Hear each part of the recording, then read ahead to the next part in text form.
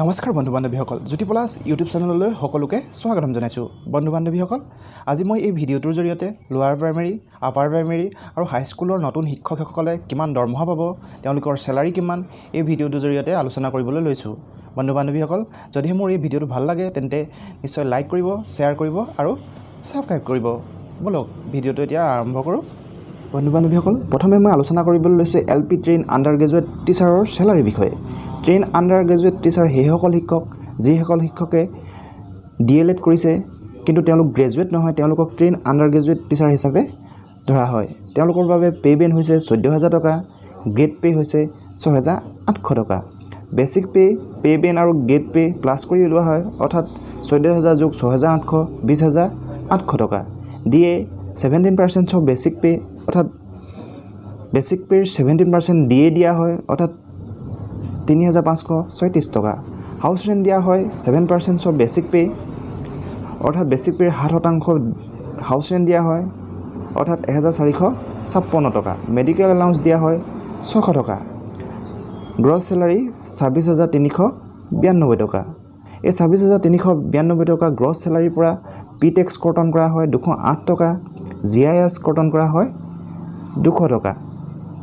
NPS basic pay' আৰু DA 10% কৰ্তন কৰা হয়, অৰ্থাৎ 2,433 টকা। মুঠ কৰ্তন কৰা হয় 2,841 টকা। নেট চেলাৰী হয় 26,392 টকা। যিহেতু গ্ৰছ চেলাৰী তাৰ পৰা 2,841 টকা কৰ্তন কৰিলে নেট চেলাৰী পোৱা যায় 23,551 টকা। অৰ্থাৎ salary LP trained graduate teacher. LP trained graduate টিচাৰৰ বাবে পে' বেন হৈছে 14,000 টকা, গ্ৰেড পে' 7,400 টকা। বেচিক পে' বেন আৰু গ্ৰেড পে' প্লাছ কৰি উলিওৱা হয়, অৰ্থাৎ 14,000 যোগ 7,400 21,400 টকা। DA 17% অফ বেচিক পে', অৰ্থাৎ বেচিক পে'ৰ 17% DA দিয়া হয়, অৰ্থাৎ 3,638 টকা। হাউচ ৰেণ্ট দিয়া হয় 7% অফ বেচিক পে', অৰ্থাৎ বেচিক পে'ৰ 7% হাউচ ৰেণ্ট দিয়া হয়, অৰ্থাৎ 1,498 টকা। মেডিকেল এলাউন্স দিয়া হয় 600 টকা। গ্ৰছ চেলাৰী হৈ গৈ 27,336 টকা। গ্ৰছ চেলাৰীৰ পৰা পি টেক্স কৰ্তন কৰা হয় 208 টকা, GIS কৰ্তন কৰা হয় 200 টকা। NPS বেচিক আৰু DA 10% কৰ্তন কৰা হয়, অৰ্থাৎ 2,504 টকা। মুঠ কৰ্তন কৰা হয় 2,912 টকা। নেট চেলাৰী যিহেতু গ্ৰছ চেলাৰী 27,136 টকা, তাৰ পৰা 2,912 টকা কৰ্তন কৰিলে 24,224 টকা নেট চেলাৰী পোৱা যায়।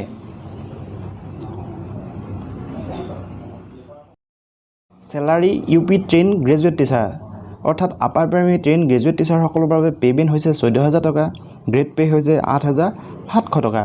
বেচিক পে' বেন আৰু গ্ৰেড পে' প্লাছ কৰি দিয়া হয়, অৰ্থাৎ 14,000 যোগ 8,700 22,700 টকা।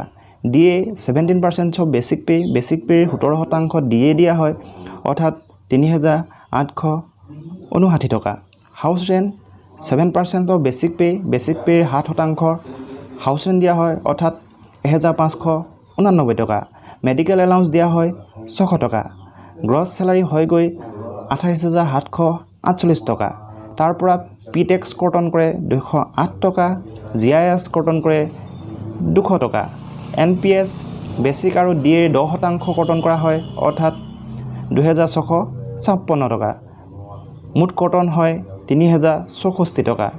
নেট চেলাৰী গ্ৰছ চেলাৰী যিহেতু 28,748 টকা, তাৰ পৰা 3,064 টকা কৰ্তন কৰিলে নেট চেলাৰী পায় 25,684 টকা।